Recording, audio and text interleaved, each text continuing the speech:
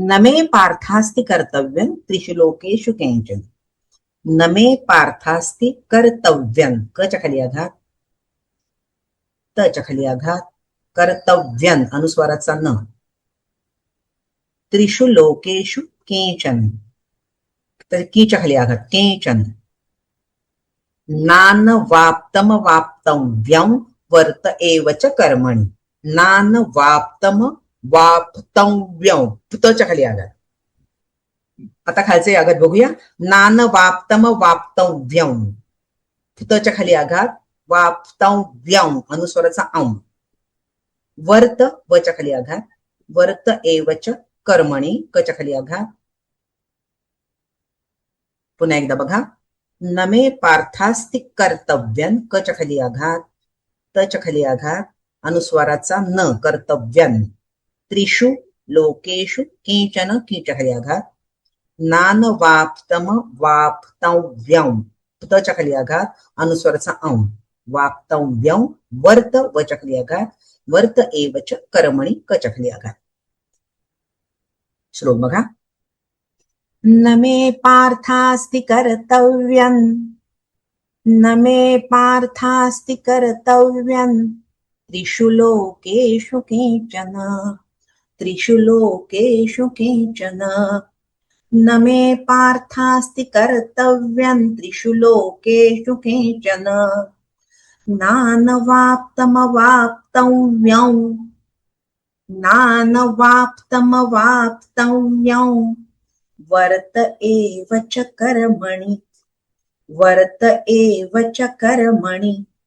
नानवाप्तमवाप्तव्यं वर्त एव च कर्मणि. न मे पार्थास्ति कर्तव्यं त्रिषु लोकेषु किंचन. नानवाप्तमवाप्तव्यं वर्त एव च कर्मणि. गीताई बघा. करावे मिळवावेसे नसे काही जरी मज, तिन्ही लोकी तरी पार्था कर्मी मी वागतो चिकी. आता भगवंत या पुढच्या दोन श्लोकांमध्ये, 2-3 श्लोकांमध्ये काय सांगतात, स्वतःच उदाहरण देत आहेत की कर्म करणं का आवश्यक आहे, मी का कर्म करतो हे सांगतायत भगवंत. की हे पार्थ, त्रिषु लोकेषु मे किंचिन कर्तव्य न अस्ति. हे पार्था, या तिन्ही लोकात, त्रिषु लोकेषु, तिन्ही लोकांमध्ये मला काहीही कर्तव्य नाही. म्हणजेच काय, की मी काही केलं पाहिजे असं काहीही नाही. च अवाप्तम अनवाप्तव्यम न कर्मणी एव वर्ते. आणि प्राप्त करून घेण्यास योग्य असं पण काहीही नाहीये. म्हणजे थोडक्यामध्ये मिळवायचंय काही असंही काही नाही. तरीही मी काय करतो, मी कर्माचं आचरण करतोच. कर्मणी एव वर्ते, मी कर्माचं आचरण करतो, कर्मामध्ये प्रवृत्त होतो.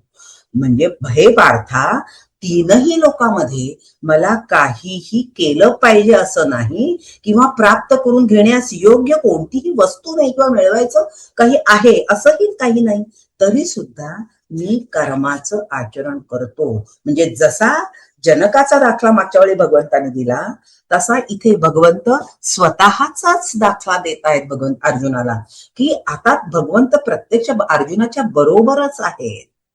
आणि ते म्हणून स्वतःचा दाखला देतात की बघ, मी सुद्धा, मला काही गरज आहे काय सगळं करायची, तरी सुद्धा मी कर्तव्य करतो. आता कर्तव्य करताना काय गोष्टी दोन असतात. एक तर माणसाला काय असतं, प्राप्तव्य असतं आणि दुसरं कर्तव्य असतं. प्राप्तव्य म्हणजे आपण कशासाठी कर्म करतो, आपल्याला काहीतरी सतत मिळवायचं असतं. हे हवं आहे, ते हवं आहे, म्हणजे सतत काहीतरी प्राप्त करून देण्यासाठी कर्म केलं जातं. आणि काही लोक कर्तव्य भावनेने हे कर्म करणं आपलं कर्तव्यच आहे अशा उद्देशाने, अशा भावनेने कर्म करत असतात. इथं भगवंत काय सांगतात की मला काही मिळवायचं पण नाहीये आणि मला काही कर्तव्य पण नाही. मी दोन्हीही प्रकारचं ओझ भगवंतावर आहे का, तर नाहीये. तरी सुद्धा भगवंत अर्जुनाला म्हणतात की मी या अवतार घेतलेला, आता भगवंत म्हणजे श्रीकृष्णाच्या अवतारात जे भगवंत प्रकट झाले ते सतत कर्मामध्ये प्रवृत्त दिसते.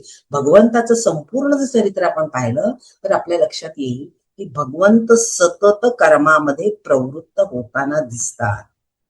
म्हणजे एक तर अवतार कार्याचा जरी विचार केला तरी ते सुद्धा म्हणजे कृष्णाच्याच अवतार कार्यातल्या जी जी कर्म आहे ती तुम्हाला सगळ्यांना माहिती आहेत गोष्टी, की त्या वेळेला भगवंतांनी काय काय गोष्टी लीला केल्या किंवा ती कर्म केली. आणि जर इथे भगवंत म्हणून विचार केला तरी भगवंत म्हणजे संपूर्ण ब्रह्मांडाचा स्वामी आहे ना. तर मग त्याला असा जो ब्रह्मांडाचा स्वामी आहे त्याला कुठल्याही प्रकारची पारलौकिक सुखाची असू देत नाही तर ऐहिक सुखाची असू देत ती इच्छा नाहीये. त्याला चित्ताच्या शुद्धीची गरज, कारण ज्ञानप्राप्तीसाठी चित्ताच्या शुद्धीची गरज आहे का? नाही. कारण तो काय आहे, तो स्वतःच संपूर्ण ज्ञान स्वरूपच आहे.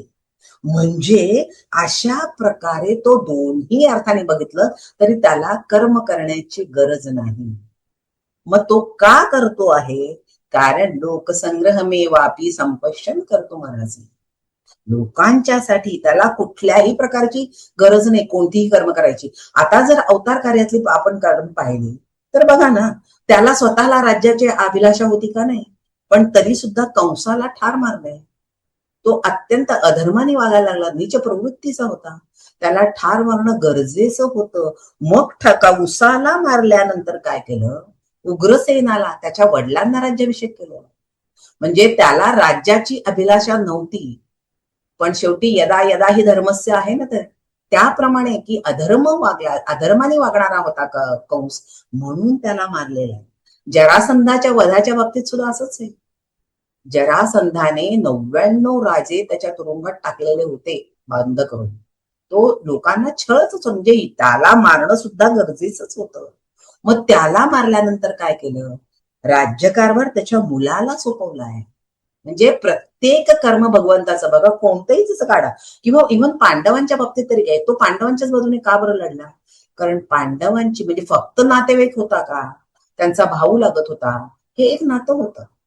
पण दुसरं, पांडवांचा पक्ष हा न्यायाचा पक्ष आहे, धर्माचा पक्ष आहे. म्हणून भगवंत पांडवांच्या बाजूने लढलेले आहे. म्हणजे भगवंत प्रत्येक वेळेला काय सांगतात की मला काहीही कशाची गरज नाहीये, पण तरी मी कसा कर्मात प्रवृत्त आहे. याच्यासाठी आपण ही सगळी उदाहरणं बघतोय की परित्राणाय साधूनाम विनाशायची दुष्कृताम, हे त्यांनी केलेलं आहे. आणि किंबहुना जेव्हा त्याच्या कुळातली म्हणजे यादव कुळातले लोक वेड्यासारखे वागायला लागले तेव्हा भगवंतानी काय केलं? त्यांची सुद्धा गय केलेली नाहीये. हे यादव आपापसातच मारून मेलेत सगळे. मग भगवंतांनी त्यांना अडवलंय का? नाही. कारण ते वागायलाच लागले होते तसे, म्हणजे ते मरणं गरजेचंच होतं. म्हणजे भगवंतांनी त्यांची सुद्धा तिथे गय केलेली नाही. म्हणजे थोडक्यामध्ये भगवंतांनी जी भगवद्गीता सांगितलीये ते आधी स्वतः आचरण केलेलं आहे. वर्त एवच कर्मणी. मग दोन्ही अर्थाने बघा की भगवंतांनी काय केलं? आधी स्वतः सगळं आचरणात आणलंय आणि मग सांगितलेलं आहे. दोन्ही केव्हा? आता अजून एक प्रसंग असा बघा की जेव्हा भगवंत अर्जुनाच्या युद्धामध्ये सारथ्य करत होते, मग सारथ्याचं काम काय असतं? ती सगळी कामं भगवंतांनी केलेली आहे.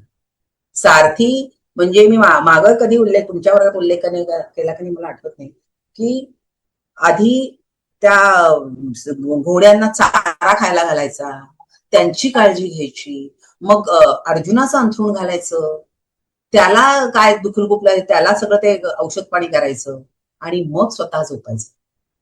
म्हणजे जे जे काम भगवंताने आचरण, सारथ्याने कसं वागलं पाहिजे प्रत्येक ठिकाणी आपल्या आचरणात दाखवलंय की अशा प्रकारे त्यांनी काम केलं पाहिजे. किंबहुना जेव्हा राजसूय यज्ञ केला तेव्हा स्वतःकडे कोणतं काम घेतलंय? पत्रावळी उचलण्याचं काम केलंय. मोठ्या की अशा प्रकारे सगळ्यांना काम वाटून दिलेली, पण अत्यंत क्षुद्र काम जे आहे पत्रावळी उचलण्याचं ते स्वतःकडे घेतलं. काय दाखवलं त्याच्यातनं? कोणतंही काम क्षुल्लक नसतं. आपल्या वाट्याला आलेलं प्रत्येक काम हे कर्तव्य भावनेने आनंदाने केलं पाहिजे. शेवटी आचरणातनं जे दाखवलं तेच, म्हणजे भगवंतानी काय सांगितलं? मगाशी मी तुम्हाला सांगितली, भगवंतानी सगळ्या गोष्टी जेव्हा जेव्हा नवे पार्थास्य कर्तव्यानं जे म्हटलं ना ते त्याच्यासाठीच म्हटलंय की मला कशाचीही कर्तव्य करायची गरज नाहीये, पण मी ते सतत केलेलं आहे.